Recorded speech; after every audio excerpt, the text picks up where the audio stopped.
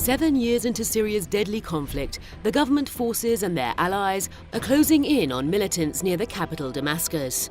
Eastern Ghouta is one of the last remaining areas under the control of Saudi-backed anti-Syria militants. Liberating the Damascus suburbs is viewed as a major victory for forces loyal to President Bashar al-Assad and a blow to Riyadh and other known backers of terrorists. The Syrian army gains would also further anger the US, which is afraid of its waning influence in the Middle East. It is important to remember that Russia's military intervention and Iran's military know-how have been important factors behind the defeat of foreign-backed militants.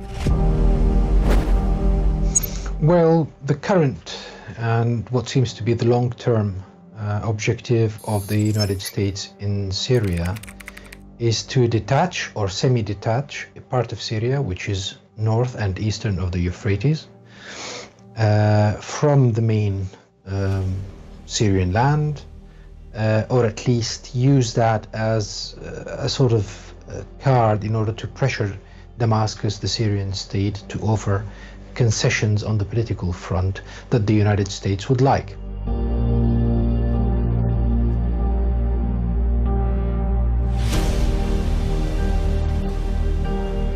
With the anti-Damascus militants' withdrawal from their strongholds in eastern Ghouta, fresh facts are emerging about their supporters. The Syrian government forces have recently discovered a well-equipped chemical lab in one of the liberated areas. A list of numbers and phone extensions taped to the wall confirms that the facility was being run by Saudi-backed terrorist group Jaish al-Islam. The group's leader, Mohammad Alloush, was once invited to head the opposition delegation at UN-mediated Syria peace talks. Jaish al-Islam, we don't have to discover any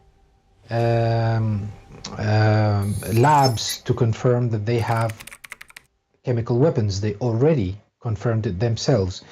On the 7th of April 2016, Jaish al-Islam bombed an area in the city of Aleppo whilst the Syrian army was trying to besiege the area. The area is called Al-Sheikh Maqsood. And there is a video that shows the incident of chlorine gas. There is a huge plume of yellowish, what effectively is chlorine gas.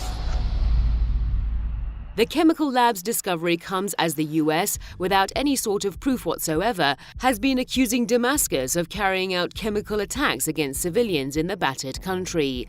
Let's not forget that the Syrian government in 2013 voluntarily dismantled its stockpile of chemical weapons under the supervision of the UN and the Organization for the Prohibition of Chemical Weapons.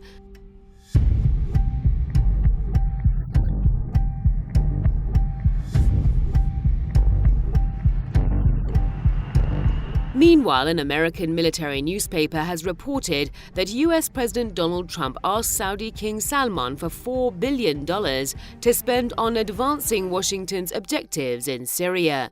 Trump reportedly made the request during a phone call with the Saudi monarch in December last year. The paper said the sum would mainly be spent on preventing empowerment of the government of Syrian President Bashar al-Assad and his allies, Iran and Syria.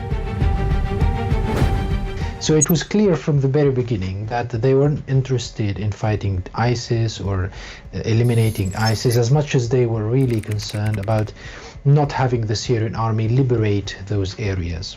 Now, they've been cooperating with the Saudis for a while now on this particular issue, and in fact a Saudi minister called Thamir al-Sabhan visited the areas where ISIS was defeated and which is now controlled by Syrian Democratic Forces, the so-called militia, Kurdish militia, and basically backed by the United States. Syria is also of strategic importance to the US given the war-torn country's frontiers with Israel, Washington's staunchest ally in the Middle East. Undoubtedly, a sovereign Syria puts a major obstacle in the way of the US and Israel trying to fulfill their hegemonic goals in the region.